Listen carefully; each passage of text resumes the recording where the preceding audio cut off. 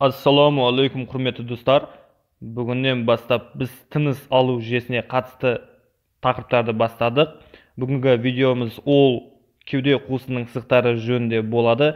Ya'ni biz palpatsiya, auskultatsiya, perkussiyaga to'xtalmay turib, o'sha taqriqqa to'xtalganni jön ko'rdik. Bu kevde quvisining sisiqlari ne maqsadda qo'llaniladi? Buning eng birinchi maqsadi kevde quvusida o'rnaşgan patologik tuzilishlarning o'rnaşgan o'rnin aniqlау maqsadida qo'llanamiz. Kevde quvisining sisiqlari negizgi 3 topqa jiktiladi. Ол kevde quvisining oldingi sisiqi, kevde quvisining buyur sisiqlari және kevde quvisining artqi sisiqlari bo'lib.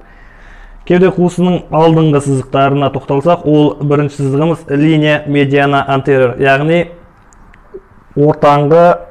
алдыңғы ортаңғы сызық. Ол төсінің шұңқырынан жоғарыдан төмен қарай орналасқан сызығымыз.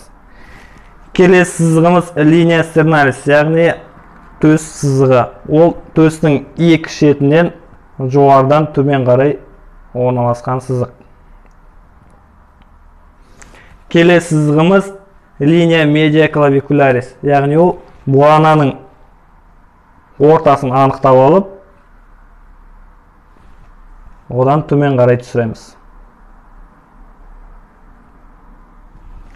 Келесі сызығымыз, яғни екінші мен үшінші сызықтың ортасындағы линия парис стерналис деп аталатын сызық, яғни қазақша атауы төс маңы сызығы. Жоғарыдан төмен қарай түсіреміз. Енді кеуде қуысының бүйір топтағы сызықтарына тоқталсақ, ол негізгі үш сызық. Бүйір жаққа қараңыз. Яғни ол латынша атауы линия аксиllaris anterior.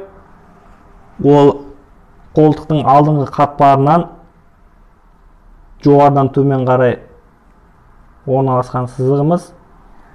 Келесі сызық ол линия аксиllaris posterior, яғни қолтықтың артқы қатпарынан жоғарыдан төмен қарай түсетін сызық. Келесі сызығымыз линия аксиllaris media, яғни қолыңыз көтеріңіз.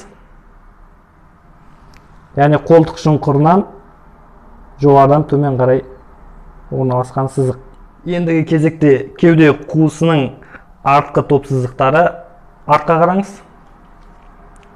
Ол бірінші сызығымыз линия scapularis, яғни қазақша атауы жауын сызығы. Ол жауырынның өсінен, яғни жоғарыдан төмен қарай орналасқан сызық. Келесі линия paravertebralis, омыртқа маңы сызығы. Омыртқаны анықтап алып, омыртқаның шетінен жоғарыдан төмен қарай орналасқан сызық. Келесі сызық линия mediana posterior, яғни артқы ортаңғы сызық. Ол омыртқаның артқы өсіндісінен жоғарыдан төмен қарай сызылатын сызық.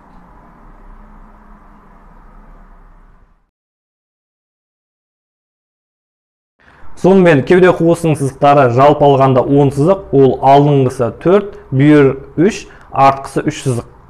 Сонымен бүгінгі видеомыз аяқталды. Назар аударғандарыңызға рахмет. Лайктарды аямаңыздар және арнамызға тіркеліп кетіңіздер.